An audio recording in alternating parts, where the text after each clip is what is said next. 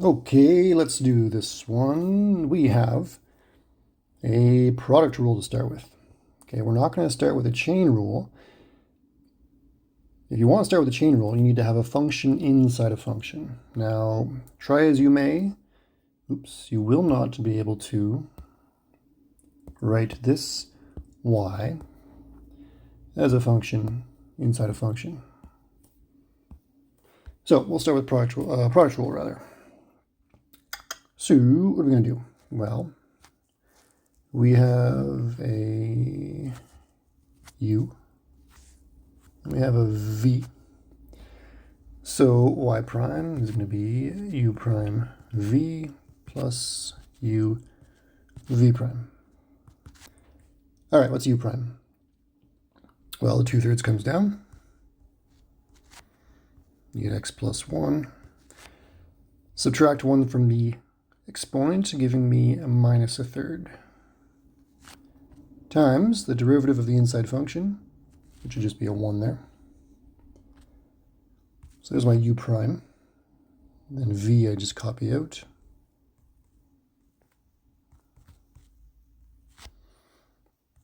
Plus u. Oh la la. Now v prime. 3 comes down. 2x squared minus 1. Subtract 1 from the exponent, giving 2. And then times the derivative of the inside function, 4x. Okay, the derivative of the inside function is 4x. Over here, the derivative of the inside function was 1. Okay, there you have it. Now, we factor as best we can. What do we see? Well, I see two things. I see x plus 1 with some power, and I see 2x squared minus 1 with some power. So in both cases, I'm going to take out the, let's say, larger, smaller. I'll take out the smaller power. So I will take out this, and I will take out this guy. Okay, so x plus 1 is appearing twice. The smaller power is minus 1/3, so I take out this guy. 2x squared minus 1 is appearing twice. The smaller power is the 2. I'll take that out. So what does that give?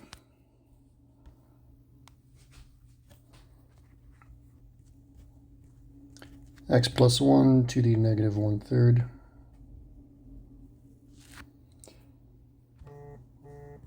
Two x squared minus 1 squared. Nice big bracket. Okay, what's left? In the first term, what's left when I factor those things out? Looks like I'm going to have a 2/3 and a 2x squared minus 1 to the power of 1. In the second term, what happens to this guy? Well, what I'm going to do is I'm going to take this exponent and subtract this exponent.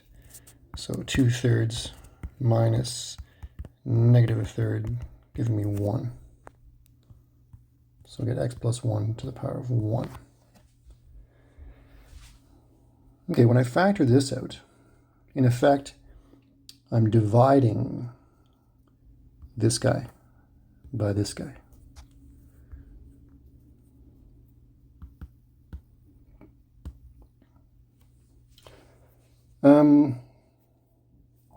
And then we have this dude here is completely gone. And I got 3 times 4 is 12x times 12x. Okay. Let's hope that worked. We'll see later. Moving on. A lot of boring copying here. I'm sorry. If you want to use your ditto marks, feel free. Don't get too wild and crazy with it, but can help a bit. Okay, in the square bracket, I'm going to multiply things out.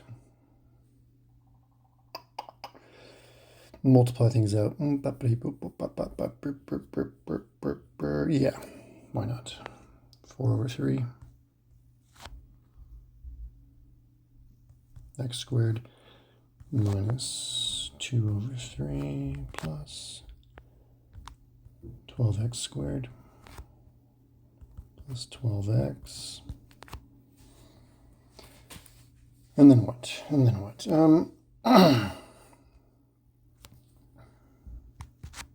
If you don't like these fractions here, which I do not, you can factor out a third. So I can bring a third out here. In fact, I could have done that earlier, but not a huge deal.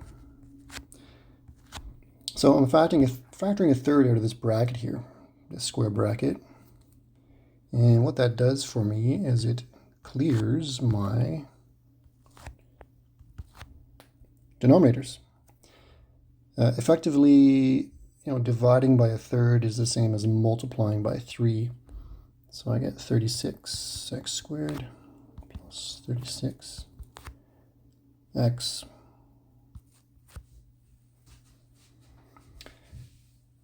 And then what?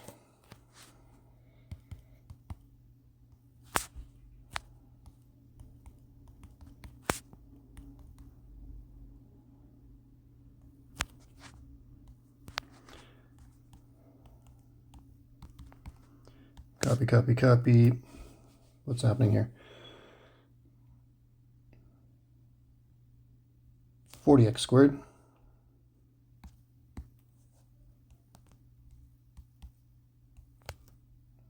plus 36x minus 2. We could even factor some more, couldn't we, right? We can take a 2 out of this. Okay, so this could be done a bit quicker if you notice the optimal factoring earlier. But, more steps isn't necessarily a bad thing. If you do lots of small steps, then you're less likely to make a mistake, which can be a big time saver.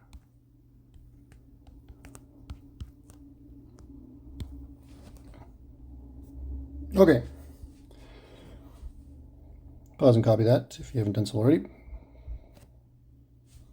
And we will move on to the next one.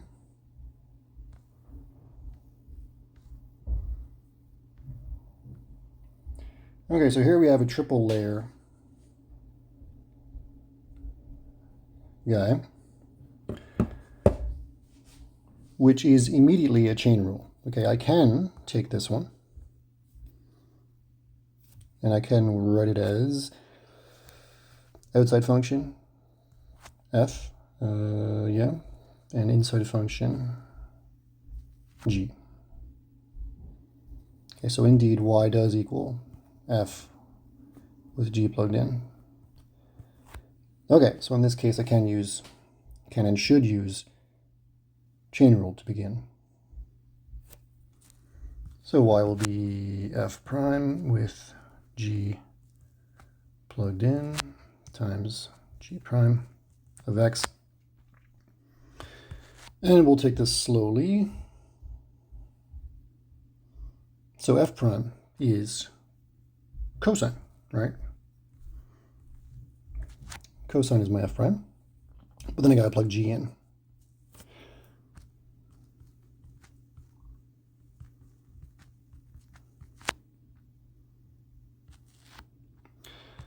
Then I'm going to have times g prime.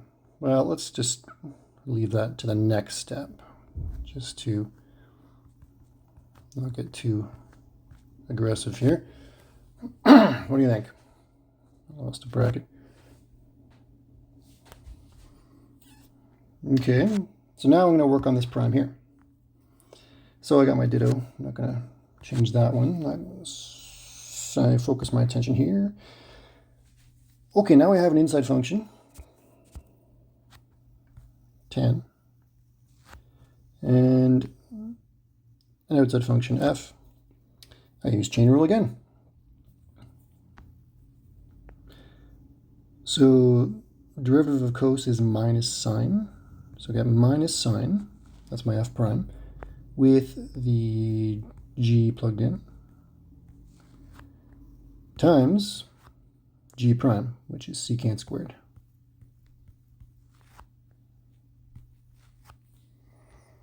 Holy moly. So putting this all together, this minus, I would move it out front. That's pretty much the only thing I'm going to do. Kind of annoying, but it is not considered simplifying to leave the minus in there. I'm sorry. C'est la vie.